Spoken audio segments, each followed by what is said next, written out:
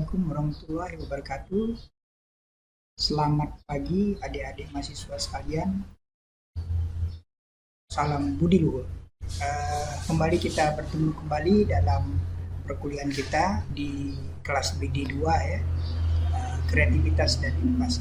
Bagaimana adik-adik sekalian, apakah Anda yang masih tidak paham dalam hal ini? Mudah-mudahan bisa dipahami ya.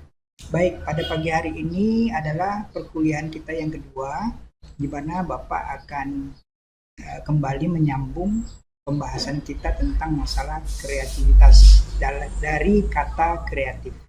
Tentu adik-adik sekalian masih ingat ya apa itu kreatif.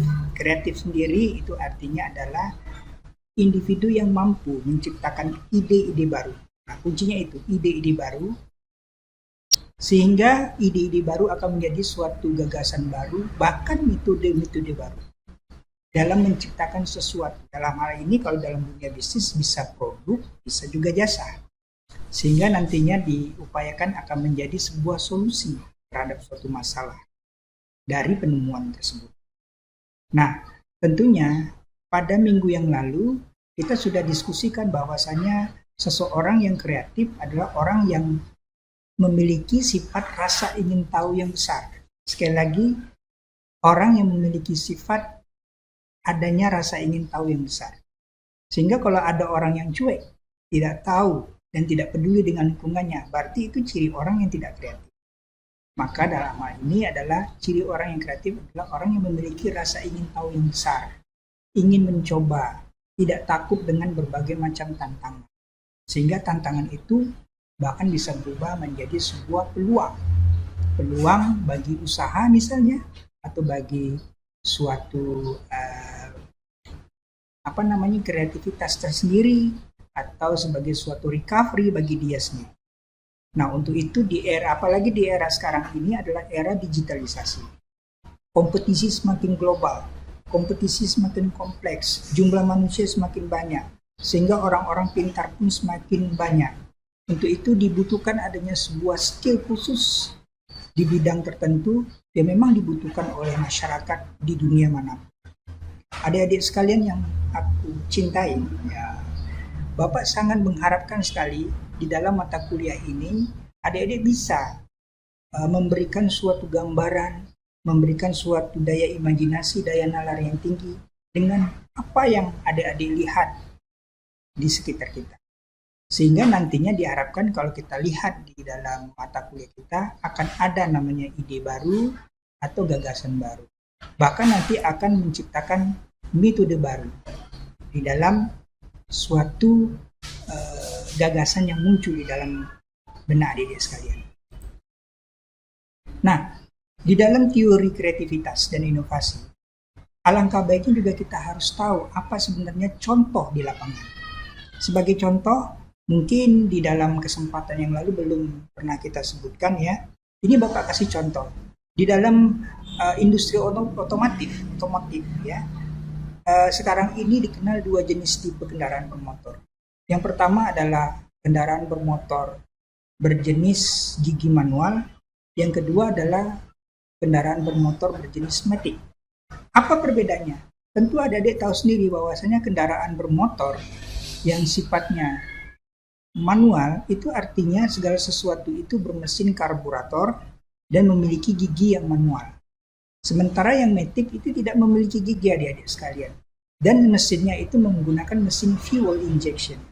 Artinya segala sesuatu menggunakan sistem injeksi. Nah, metodenya itu juga berbeda.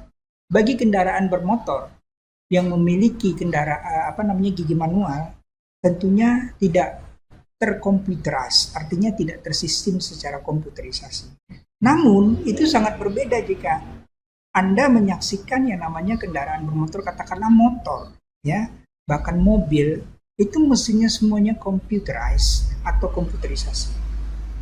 Permasalahannya sekarang bahwasanya untuk kendaraan matic, apapun itu namanya, baik motor ataupun mobil, kalau sifatnya computerized, artinya segala sesuatu yang menyangkut mesin atau spare part itu harus dilakukan pada bengkel resmi. Itu artinya computerized. Namun kalau kendaraan bermotor dengan kreativitas yang zaman dulu itu belum ada gitu ya, masih gigi manual, itu bisa dilakukan dan diservis pada bengkel-bengkel tak resmi. Kemudian yang ketiga, wujud penemuannya adalah baru.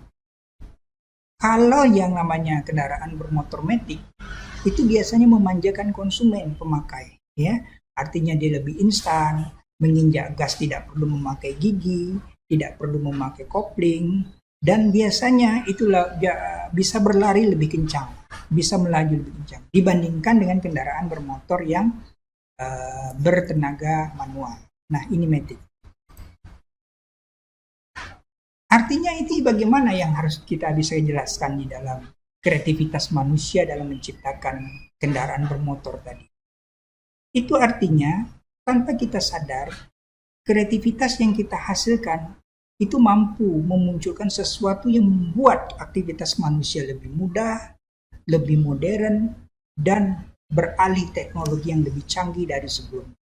Nah, kalau kita kembali ke contoh tadi, ini artinya konsumen dengan kendaraan matic itu jauh lebih instan dibandingkan dengan keadaan-keadaan yang ribet. Artinya masyarakat tidak perlu memakai gigi, langsung menekan gas, memegang pedal, itu langsung jreng bisa berlari. Nah, bagaimana dengan kendaraan yang sifatnya manual? Itu tentu tidak demikian. Kita harus menggunakan gigi dan segala macam. Kemudian kendaraan-kendaraan ini kan perlu untuk dirawat. Kendaraan ini perlu untuk dijaga maintenance-nya. Bagi kendaraan matic, baik itu motor maupun mobil, tentu adik-adik tahu ya, segala sesuatunya kita tinggal percayakan kepada bengkel resmi. Selebihnya ya selesai. Namun bagaimana dengan kendaraan yang manual, sistem yang lama, itu tidak saja bisa dilakukan pada bengkel-bengkel resmi, tapi juga pada bengkel-bengkel resmi. Namun, ada satu catatan yang perlu adik-adik ketahui, bahwasannya kreativitas yang sangat syarat dengan kecanggihan teknologi dan pengetahuan itu tidak selamanya bisa menimbulkan dampak yang positif, tapi bisa juga menimbulkan dampak negatif. Ternyata ada ya dampak negatifnya. Apa itu? Nah, adik-adik sekalian, saya kira demikian karena durasi video ini juga pendek dan itu upaya kita untuk merangsang adik-adik mahasiswa untuk berpikir lebih jauh. Jadi tidak hanya melulu melalui video, tapi adik-adik juga diminta untuk kreatif berpikir, berimajinasi, mencari sendiri secara mandiri. Nah, untuk itu makanya video pendek ini tidak bisa dilakukan secara panjang. Saya kira demikian dulu adik-adik untuk mata kuliah pertemuan kita yang kedua ini. Nanti kita akan sambung untuk contoh apa sih sebenarnya kreativitas bisa menimbulkan dampak negatif, tidak saja positif ya. Demikian dulu, selamat belajar, salam budi luhur, assalamualaikum warahmatullahi wabarakatuh. Selamat pagi.